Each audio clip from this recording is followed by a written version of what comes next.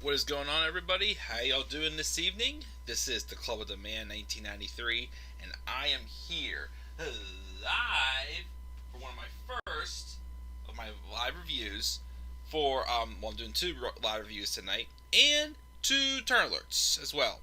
First off, we're going to do SmackDown review, of course, because again, I have to work tomorrow. I have a wedding gig tomorrow. Social distance, of course, probably, and going to be wearing a mask. If I shall put mine on. So, just kidding. I'm not going to do that. So that's why before I go to bed tonight, probably going to be up for an hour or two, probably, doing this review, a turn alert, SmackDown review, and another turn alert. Because we have two turn alerts I want to talk about real quick. But we'll do that so to come. So let's talk about NXT first. Overall, I thought this week's NXT was good. Not quite as good as last week's, but still pretty good.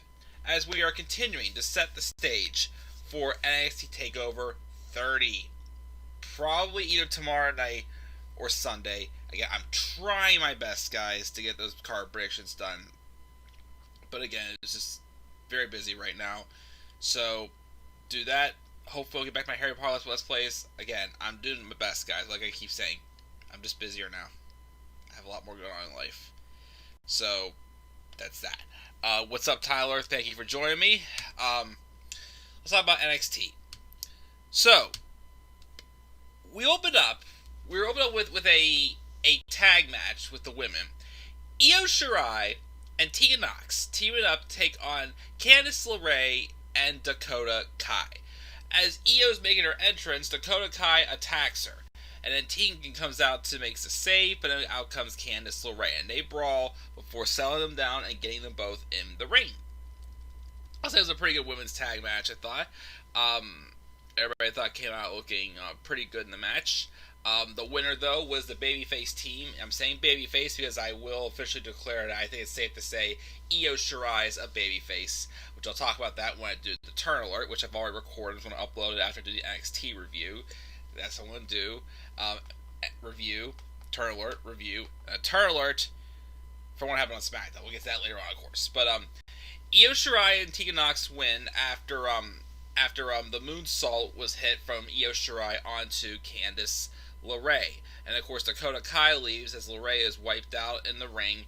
And so obviously again they had Io and Dakota kind of avoid each other somewhat throughout this match because they're obviously teasing that match to happen at TakeOver 30. Of course next week will be made official after a number one contenders match with Dakota Kai and Rhea Ripley, which we'll get that match next week as advertised.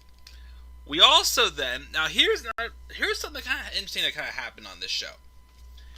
We have a video package of that interview on Pat McAfee's show, which I gotta keep saying, guys, I'm sorry, I don't like Pat McAfee. As I keep saying, every time I see him, he just looks like one of those guys that you're supposed to be annoyed by. Like one of those guys who he thinks he knows wrestling, but he really doesn't. Like, one of those people who just annoys you because he thinks he knows what he's talking about, but he really doesn't. I'm not saying everybody's perfect, but it's just, especially, on a commentary team or something like that, I don't know. It's just that I've never been a fan of him.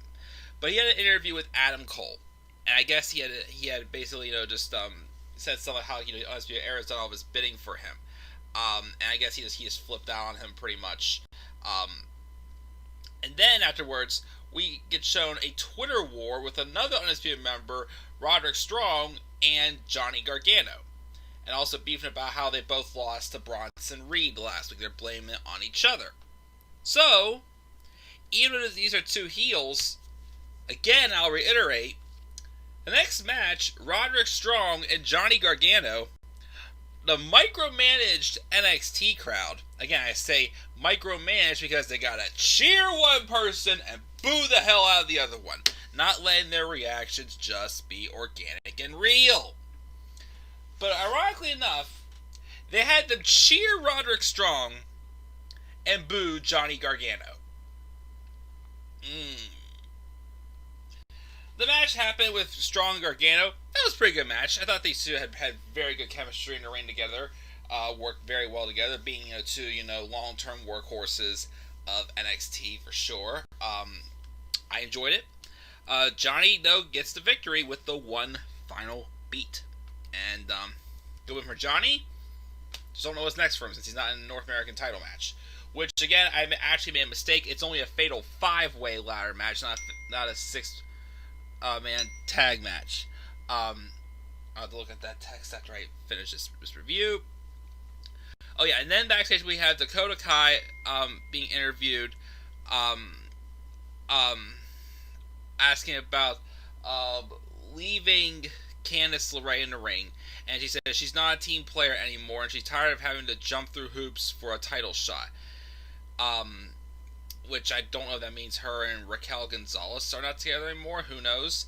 But in comes Rhea Ripley, who has very much blonder hair now, who says Dakota isn't next for Io. She'll have to go through her first, which Kaya said she's going to talk to Regal about doing just that. And then, of course, again, that was made official. Next week, we're getting a number one contenders match with Rhea Ripley and Dakota Kai. Winner's going to face Io Shirai, probably Dakota Kai, at TakeOver 30. And then we have another interview we get interviews with Timothy Thatcher, Finn Balor, and Dexter Lumis. Balor and they're going to get lessons in Thatch can wrestling tonight. He says last week Balor talked about pushes, but the only push he knows is when he pushes his shoulder into Finn's knee. Lumis has a 1,000-yard stare, but if he thinks he's a tortured artist, wait until he gets in the ring with him.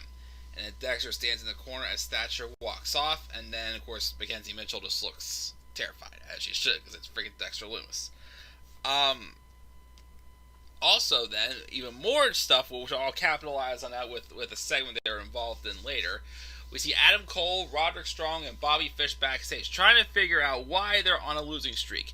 Then in comes Kyle O'Reilly and says, remember who they are, the guys who run this brand and change the business. And Cole's like, you're right.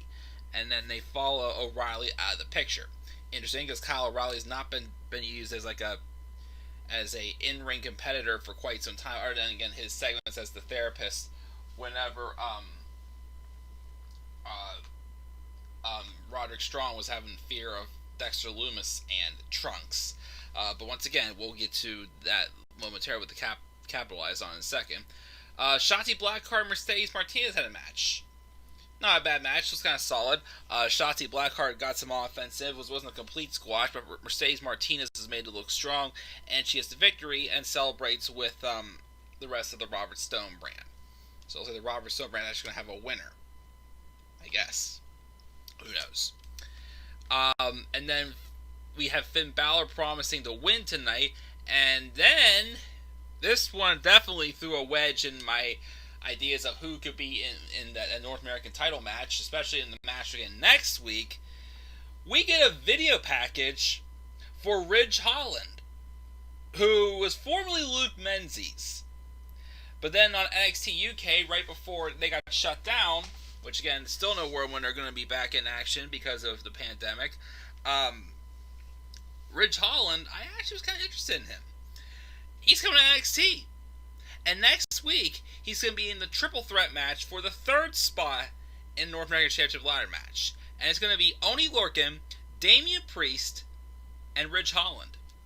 I thought for sure we were going to be having Damian Priest in that match. Ridge Holland, though, especially when he says he's coming for a North American Championship. Ugh. I don't know. Again, I still am leaning towards Priest. But I actually am not going to count out Ridge Holland. Again, I actually found him very interesting in NXT UK. He still had his ways to go, I felt, of course, but he's definitely someone I'm like, this is a guy to watch. And I recommend the same as well. Ridge Holland in NXT is going to be a guy to watch.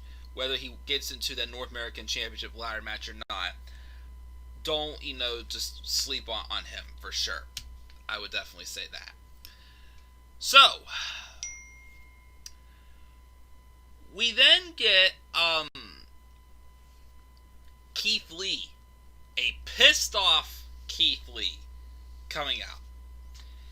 He uses Dominik Dijakovic's indie name, Dijak, because his indie name was Donovan Dijak. He says Dijak says that he's a grown man and he will be fine. But I'm turning my attention to someone who thinks sand is a clock. He's tired of Karrion Kross's BS, so he's calling him out. And instead, out comes Cameron Grimes, saying that Keith gave away a North American title before he could take it, even though Grimes had his chance and he lost to Lee with the North American title on the line. But he needs to be worried about taking the NXT championship. And when he gets to the apron, Keith just turns around and slams him into the ring. And then the lights go out. Scarlett comes out to the stage. And they're staring, and Keith Lee staring her down as Cameron Grimes tries to get him again and goes for a cave-in. But Keith catches him with a powerbomb. And then Karrion Kross's eyes appear on the Titantron. He says, what kind of a man stands by and watches his friend get tortured? He's here to give Lee a different choice. Give him his NXT title shot, or everyone suffers. And Lee's like, name a time, name a place. He will whoop that ass. A serious Keith Lee. I wouldn't say Keith was like a complete comedy act, but he definitely has a little bit of humor to him when he's being just natural. But this, obviously, he thought Karrion Kross took it a little too far last week with what he did to Dijakovic. So obviously, that's one reason. And two, he's just not going to let that BS happen on the brand that he's supposed to be the leader of, since he is now the NXT champion. So, we had an announcement for Regal later on, which we'll get to that shortly. Here comes, well, the match itself was not probably my least favorite part of the show. Imperium versus Everrise. Why the heck is this tag team division at NXT feel so dead? There's no competition, and Imperium just feels like they're just holding the titles just cuz. Like, to me, I mean, again, I love Imperium. Being tag champions is awesome. There's just no story or depth behind that division right now to make Imperium look like they're the head of a dominating division. They beat Everrise, but afterwards, Undisputed Era comes out and storms to the ring, and all four of them beat up Eichner and Barthel and lays them out, while Cole reminds them that this is their NXT. So I've heard the rumors, but based off what we got here tonight with the Pat McAfee stuff, Roderick Strong being, well, the micromanager, making him cheer Strong, and boo Johnny, and this, I wonder if we're going for an Undisputed Era face turn. To me, I think it should happen. What do you got to lose? If they're going to stay in NXT a little bit longer, what else do they got to do as heels? Even though, once again, they're just badasses who can still be cheered by a normal audience and not a micromanaged crowd. So I'm interested to see where that goes, for sure. 30 takeovers for sure, dang. Worst heel turn that flopped, probably Ambrose. And then every tag team is dead. Yeah, there really isn't any tag teams in WWE for sure. But that actually set up a match for next week with Imperium to defend the tag titles against Kyle O'Reilly and Bobby Fish. So that interests me. I did see the match that Imperium and Undisputed Era had back at Worlds Collide, and I thought it was a very good match. So I think these two teams can put on a pretty good tag match next week. Hopefully a way just to, bolster them up a little bit. But like I said, it looks like they're kind of teasing a face turn for the Undisputed Era, which I'm fine with. We then get a video package with Bronson Reed, building off his big win last week. He puts over how important his wife's support is to his career. He doesn't care who else is in a North American Championship ladder match. No one has his size or his spirit. Shawn Michaels made the boyhood dream come true, but at TakeOver 30, he's going to make the thick boy dream come true. It could be a package type of Bronson Reed, definitely a fresh face in the title picture. I look forward to seeing what he does this opportunity. I mean, I don't think he's going to win the champion. I think he'd be a good candidate to, though, so far. A lot of the people I'm seeing in the match, they're going to be in the match, in my opinion. So I look forward to seeing what Bronson does. We then get Regal responding to the issues with Karrion Kross and Keith Lee. But he wants to remind them he will not be bullied in making title matches. Those are still earned around here. Which, yeah, you bet they are. For once, it's not just like, oh, if you want a chance, all you gotta do is ask. But no, that's not how Regal's gonna put it. So I wonder. Obviously, Keith Lee is not making a decision. Keith Lee wants to fight Karrion Kross, but Regal's like, we're not gonna do this. We're not just gonna let him step all over you. Which again is different. Is interesting. I give NXT credit for that for sure, because once again they try to pull something interesting. Like I still feel bad that I doubt that they were going to actually put both titles on one person. And they put them both on Keith Lee. Well, Lee's no longer North American champion, but he's still NXT champion. But we'll see what Karrion Kross has to do next in order to get that match against Keith Lee for the NXT championship. We had a match with Isaiah Swerve Scott and Jake Atlas. Really good match. Both these guys are definitely super talented. But this is actually Atlas's first match since the Interim Cruiserweight Championship tournament. I thought he looked excellent in this match. So did Scott. Isaiah Swerve Scott wins. And obviously, he's probably going to be the next person to challenge Santos Escobar for the Cruiserweight Championship, which I'm cool with that. Damian Priest is interviewed about his triple threat match next week. He knows not to underestimate Lorcan, and he doesn't know much about Holland, but he seems legit. It doesn't matter, there won't be an upset next week. That it's smooth sailing to TakeOver, where his reign of infamy begins. Again, unlike Io Shirai, that I'm more satisfied saying she's the face, I'm still not sure what's going on with the direction for Damian Priest's character, but we'll see what happens next week. Again, like I said, if it wasn't for Ridge Holland being there, shoo-in for Damian Priest.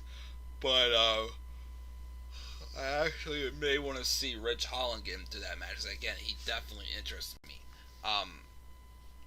In our main event, Dexter Lumis, Finn Balor, Timothy Thatcher, triple threat match for the second spot in a North American Championship ladder match at TakeOver 30.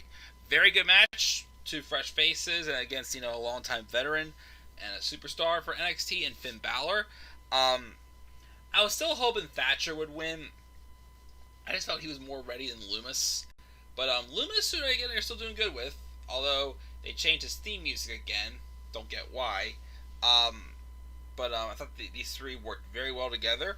And Dexter Lumis won with a submission that he getting Timothy Thatcher to pass out, while Thatcher had the knee bar on